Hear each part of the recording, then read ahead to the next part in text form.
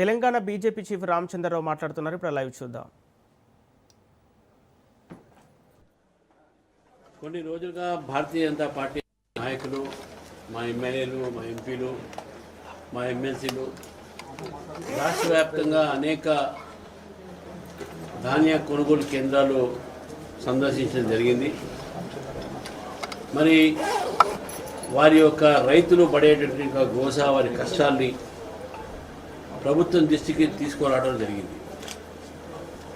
దురదృష్టవశాత్తు ప్రభుత్వము మేము ఎక్కడికి వెళ్తే అక్కడికి ముందు అధికారులను కలెక్టర్తో సహా వాళ్ళని పంపించి బలవంతంగా రైతుల దగ్గర ఆ ధాన్యాన్ని రైస్ మిల్లర్లకు షిఫ్ట్ చేయటము,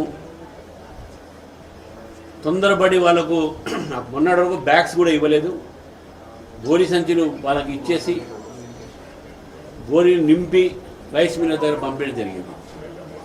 మరి దాంట్లో కూడా ఒక బస్తాకు 41 కిలోలు ఉంటే మరి క్వింటాలకు దాదాపు 10 కిలోలు తరువు చేసేటటువంటి ఒక దీంట్లో తక్కువకు ఈరోజు రైస్ మిల్లర్కు డిస్ట్రెస్ సేల్ ఇంకా తప్పనిసరిగా రైతులు అమ్ముకునే పరిస్థితి నిర్మాణమైంది.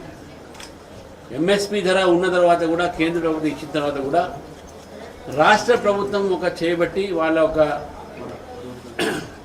ఏదైతే రైస్ మిల్లర్స్తోని వాళ్ళకు జరిగినటువంటి ఒక ఒప్పందంతో రైతులని బలవంతంగా తక్కువ ధరకు అమ్మించేటటువంటి వాతావరణాన్ని ఈ రాష్ట్రంలో నిర్మాణం చేశారు. దురదృష్టవశాత్తు ఏంటంటే ఈ యొక్క రాష్ట్రంలో మంత్రులు కూడా ఒకరికొకరికి వారు చెప్పే మాటలో పొంతం లేదు. సివిల్ సప్లైస్ మినిస్టర్ గారు మేము 60 లక్షల మెట్రిక్ టన్నులు కొన్నామని చెప్తున్నాం. దాని వేరే మంత్రులు మేము 40 కొన్నాం, 50 కొన్నాం చెప్తా ఉన్నారు. కేంద్ర ప్రభుత్వమే మొత్తం కొనాలి అని చెప్తా ఉన్నారు. దీని యొక్క ప్రొసీజర్ ప్రకారం కూడా రాష్ట్రం అయితే ఎంతైతే కొంటుందో ఆ కొనేటటువంటి యొక్క ఇండెంట్ ముందు కేంద్ర ప్రభుత్వం పంపించిన తర్వాత వీళ్ళు కొన్న ప్రతి ధాన్యానికి, ప్రతి బస్తాకు, ప్రతి ఒక్క దబ్బడంకు, సూత్లీకు అన్నిటి కూడా కేంద్ర ప్రభుత్వము వారు రీఇంబర్స్మెంట్ చేస్తారు. ఇది ప్రొసీజర్.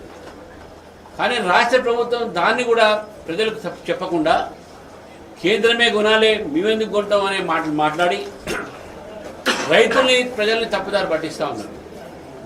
రైతుల సమస్యను పట్టించుకోకపోగా రైతులకు తప్పుదారి పట్టించి రైతుల్ని బలవంతంగా తక్కువతో అమ్మించి ఈరోజు రాష్ట్రంలో మరి అబద్ధాలు కూడా ఆడుతున్నటువంటి ప్రభుత్వం ఇది.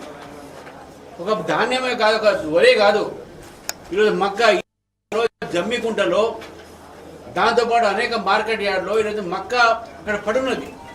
ఆ మొక్కజొన్న కూడా మీరే కొనాలి. మార్కెట్లో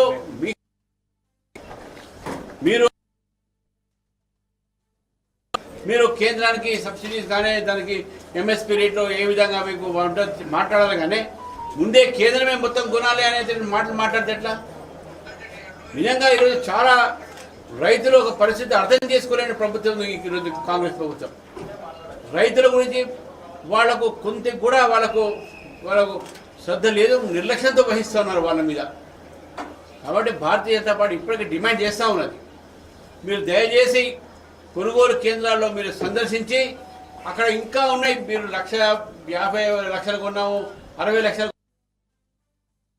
మొత్తం ధాన్యాలు మీరు కొనాలి. 2 రోజులు కూడా భారతీయ జనతా పార్టీ డిమాండ్ చేస్తూ ఉంది. అక్కడ ట్రాన్స్పోర్టేషన్ లారీలు లేవు, బోరి బస్సాలు లేవు. నేను సొంతంగానే 3-4 కొనుగోలు కేంద్రాలకు వెళ్ళాను. అక్కడ రైతులు చెప్పే ఒక విషయాలు వేరే ఉన్నాయి, కానీ ప్రభుత్వం ప్రకటించే మాటలు వేరే ఉన్నాయి.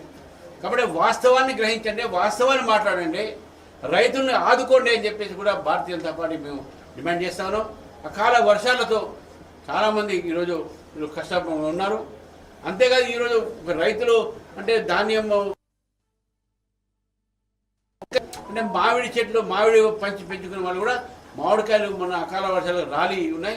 నేను ఒకటే డిమాండ్ చేస్తా ఉన్నాను, ఈ యొక్క రాష్ట్రంలో అందరు కలెక్టర్స్ మొత్తం అంచనాలు వేసి ఎంత నష్టమైంది రైతులకు అని చెప్పేసి కూడా అంచనాలు ఇవ్వాలని చెప్పేసి కూడా నేను వారిని కోరుతూ, మరి ప్రభుత్వం వారిని ఆదుకోవాలి, కాంపన్సేషన్ ఇవ్వాలి.